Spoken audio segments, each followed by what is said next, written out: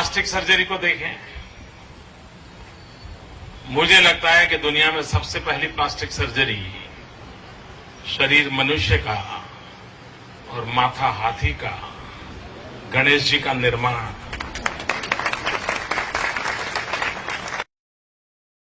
पुराण का ये जो कहानी है गणेश जी का अवतरण के बारे में, इसके बारे में मन में ऐसा कुछ विचार आ रहे थे। कहानी ये है कि पार्वती नहाने गई। पार्वती ने अपने शरीर का मैल को निकाल करके उसमें एक पुतला बनाया, उसको जान दे दिया, पुत्र बना लिया। शिवजी बाहर गए थे, बाहर से जब लौट के आए, ये बालक खड़ा हुआ था ताकि पार्वती नहा रही थी। तो ये बालक ने रोका शिवजी को, ताकि पहचानता नहीं था कि पार्वती ने ही तो बनाए उनको। तो शिवजी को क्रोध आया, उन्होंने इनका सिर काट दिया।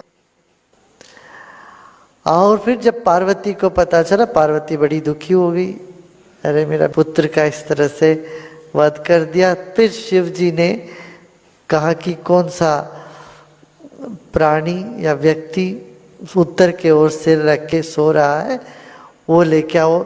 जब पृथ्वी में आए, सिर्फ एक हाथी उत्तर की तरफ सिर रख के सो रहा था और कोई नहीं सो रहे थे। तो हाथी का सिर काट के लेके आए, इसमें रखा, फिर गणेश जी बन गए। फिर उनको वरदान दे दिया, ताकि गुस्सा क्या तो वरदान भी देना पड़ेगा। तो पहले गुस्सा करके पश्चाता होने पे फिर उनको पुसलाना पड़ता है ना, तो पुसलाए, फिर बोले जब पहला पूजा तुम्ही को होगी। ये जो पुराण की जो कहानी है, उटपटांग कहानी, अटपटा सा लगता है। क्या पार्वती के शरीर में इतना मैल जमा हुआ था?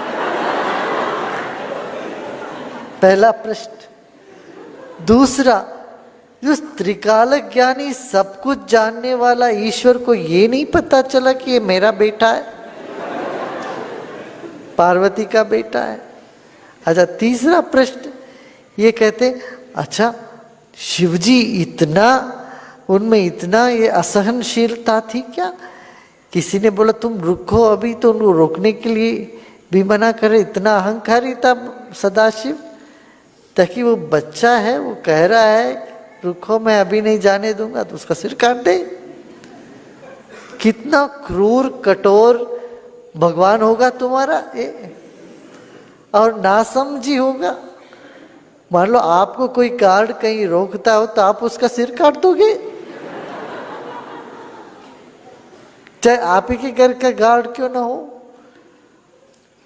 माने शिव इतना क्रोधी, असहनशील, अज्ञानी, और पार्वती इतना मैल डोलने वाली और अपने मैल से ये बच्चा बनाने वाली। तो जो आस्था नहीं रखते हिंदू धर्म में, वो इस सब कहानी को ले ले करके हिंदू धर्म की खूब पिटाई करते हैं और हमारे देश के, हमारे धर्म के जो युवकों को इसमें से हटाते हैं। और इसका जवाब देने के लिए हमारे पास कुछ नहीं, किसी को पता ही नहीं है। अच्छा, बच्चा का शरीर छोटा है, हाथी का सिर इतना बड़ा है, उसके ऊपर हाथी का सिर रखा, और इतना भी समझदार नहीं है कि ये चूहे पर कभी चढ़ नहीं सकता है, तो उसका वाहन दिया चूहा। इतने से चूहे के ऊपर आदमी, वो आदमी के ऊपर इतना बड़ा सिर। किसी को कोई इसका माप तोल का, मापदंड का कोई ज्ञान ही नहीं होगा, या बदला लेने के लिए किया होगा इतना शिवजी ने किया हो। चूहा उनका वाहन यदि शिवजी ने दिया है, तो कितना क्रूर कठोर होंगे तुम्हारे भगवान। भगवान कैसे कहोगे तुम्हारे इस तरह का जो जुल्म करने वालों को?